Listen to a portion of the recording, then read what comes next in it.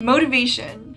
Motivation is the means in which activates, initiates, maintains, and guides someone to either act in a positive or negative behavior. There are many situations where a lot of people think, oh, I don't know how to really stay motivated. I feel like with that, if we really look at the root of what motivation entails, we can start to understand how we can use certain techniques in order to really understand how to harness it.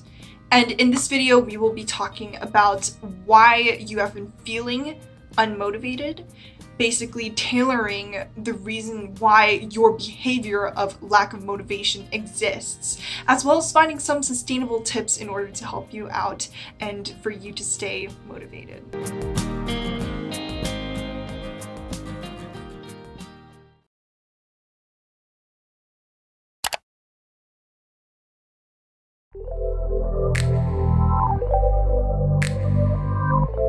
High expectations. Oftentimes, there's a lot of misconceptions that people have about high expectations if we are going to put it in the context of lack of motivation. They think, why are you dreaming big? Why are you setting so high, obtainable standards for yourself? But I want to, explore a new perspective on that. It's not necessarily the goals that we create that are the problem. It's more so the time that we give ourselves to complete that. Now, I understand, like saying, hey, you should get wings and fly, okay? That may not be obtainable, but a lot of goals that we have are maybe big goals that challenge us. These goals that we have aren't necessarily unobtainable. The fact that we place this high standard for ourselves that we need to complete it at this X amount of time, when in reality, we're not being real with ourselves, is what discourages us. Because as time and time goes by and we're trying to fit this high standard for ourselves without giving enough ample time for us to complete it, we feel discouraged. We're like, why is nothing happening? But it's not that nothing's happening. You're just in the process. Maybe you're in the beginning, maybe you're in the middle, but it's still not finished, but that is okay. But when we wrap ourselves around this hustle culture and believe that we have to do this at this certain time and fashion, it can be very, very discouraging. And I think that's something that we all have to learn from, that having high expectations for ourselves can be fine to a certain extent, but the way we respond and the way we act upon these dreams and these goals that we have can be flawed. And by understanding and maybe admitting to yourself that this might be one of the reasons why things have been going south, that it can really help you on forward. Lacking confidence in yourself. This one is something that really holds close into my heart because I understand this as well. A lot of the times we can be diffident, and when we become diffident, it outweighs, our desire to achieve the goals that we want to aspire. We see these challenges, right? Because if we set these high goals or these high, once again, standards for ourselves that we want to achieve, but we know that that is way too challengeable for us, we see the challenge as a threat instead of just seeing it as a challenge. And when you do that, survival mechanism goes bam, and you're not going to be doing it. You're going to feel automatically unmotivated to do anything because this is now a threat. You shouldn't be doing this. Your brain and your body is telling you, no, this is not going to help you out. But in reality, what it really is a challenge. And challenges are able to be surpassed, striving for fleeting goals. This one I feel like is super duper important for many, many reasons. But before I speak about it, I kind of want to, put two learning definitions here in hopes to kind of help you. It's the idea of extrinsic versus intrinsic motivation. Extrinsic motivation is when behavior is often driven by external factors. So for example, if you want a new car, then you're going to be like, yay man, I'm going to be saving up money to get that car. Or like, oh, if I want this certain trophy, I am going to be training it for this many hours in order to hopefully get that trophy in the next race. Things like that, external factors that drive you, that you can tangibly earn, are extrinsic motivation.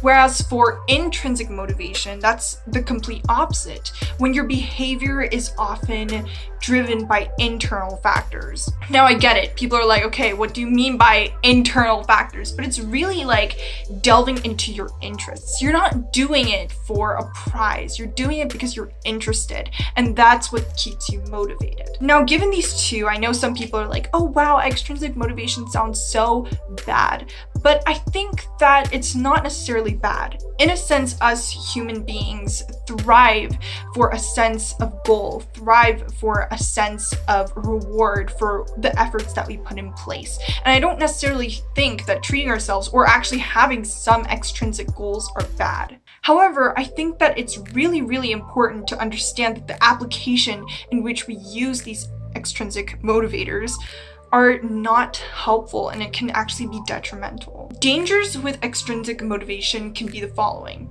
right? Like, you're tying in your goals and your motivations into your identity. And that's kind of scary because when you kind of go, it builds a lot more pressure and it almost loses the key momentum in going forward. Another thing that it does is that oftentimes when we do develop an extrinsic motivator, right? We see that stimuli that we really, really want to achieve and go for it. The problem with that is that we cling on to things that are superficial and cling on to things that may not actually be good for us. We take these goals and be like, this is what I want. I want this hourglass body, or I want this to be like a millionaire. And those things are fine, but I think that if you don't do enough soul searching for yourself to really understand why you want that hourglass body, why you want, those dollar bling bling money, like, at the end of the day, a lot of it is societal pressure. A lot of it is kind of this romanticized idea in society that only this will grant you happiness, when in reality, happiness is very subjective and is really true to yourself. And even if you perhaps go to that, it's not necessarily going to grant you 100% happiness as you should deserve.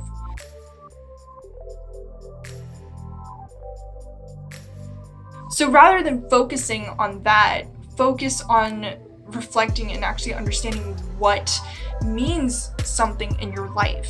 I think ultimately finding something intrinsically is what matters, because at the end of the day, what really motivates us is that motivation is often fueled by progress, not necessarily the reward. Yes, we can be thriving for this huge reward, and I'm sure that all of you guys will be happy when you receive the extrinsic or intrinsic reward at the end. But the process at the end is what we remember, the process of our tears, but also the joys that came with it. And that is what fuels us and challenges us, but grows us. And so I think it's really important to understand that when applying this whole idea of extrinsic and intrinsic motivation, and really striving for goals that mean something to us instead of thriving for something that's not even going to help out in the first place.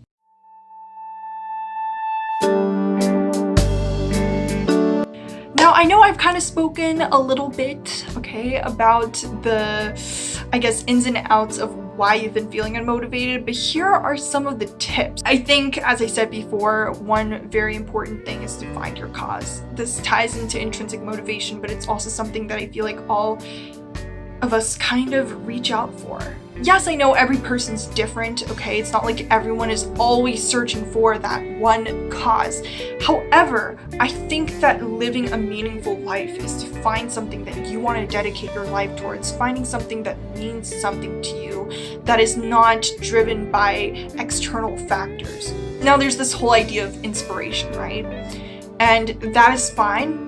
I'm not shading inspiration itself. I think it's important when applying inspiration is to rather use that inspiration to carve out your own sculpture instead of actually taking inspiration and saying, this is my sculpture. Does that make sense? So kind of going along that way. of really personalizing something that means to you and using inspiration to maybe explore and challenge and kind of test what you want in your life is, I think, the first step. Second step is to actually use selective attention. Selective attention is when your attention is zoned into just one thing, and the great part of it is that it filters out any unnecessary stimuli. I think selective attention is just super duper important because I am very, very guilty for this. People have told me this so many times, and I'm working on it myself. But it's really important to not multitask. Having selective attention and really zoning into one thing actually makes you complete so much more than actually just like, I don't know, doing little things here and there. I am so guilty for this, but recently when I started my YouTube channel and really trying to get the ball rolling, I really started to find the value of selective attention, that I didn't, edit while reading, you know what I mean? 2 random things that should be dedicated in its own time. And so I feel like when you do that, not only do you actually feel better about what you're doing, right? Because the quality will probably be better, but also it propels you on forward because you're dedicating all this energy into one thing, and that will go great lengths. Tip 3, I guess, is now, the healthy version of extrinsic motivation. I think it's good to create little rewards for yourself. I think by using that, it can really, really help you not only kind of craft a reward system, but make you feel excited because these are little stepping stones that you're having. And once again, I said this previously, but extrinsic motivation in itself is not bad. It's just how you want to work by it. And as long as you don't let that extrinsic motivator really trump everything else, that's when it's okay. And that's why I'm saying that it's good to kind of use these little external motivators in small increments at a time, not making your goal that extrinsic motivation, but rather kind of sprinkling those in through completing an intrinsic motivation, if that makes sense. The next one is to organize and clean your space so that your environment is squeaky clean. The next thing that I highly advise is to actually clean and organize your space. Now, if you guys aren't familiar, this is the Reset series, and so for Ep 1, I already posted one, so I'm going to be linking it down in the description box below, but also in one of the cards here or here, and it's pretty much just going to kind of show you how to really organize your space, and it's kind of like a walkthrough checklist that you can do while, watching. But yeah, I think having this is super duper important because you want to create a fresh start, right? You want to create some motivation, and I think kind of getting the ball rolling and kind of intentionally kind of creating your space not only gets you in the mood and the direction to thrive your goals, but it's actually also kind of kicking you to like a new direction of kind of like getting yourself back up sort of thing. So I advise that. The last tip is actually to create realistic goals, right? To put your goals and your wants and your desires into action. And so once again, I created a video. It's Ep 2 linked here or here on how to create sustainable, realistic goals. I would really hope that you guys can maybe learn something. If you guys already kind of saw something from this video, then maybe that video can help as well.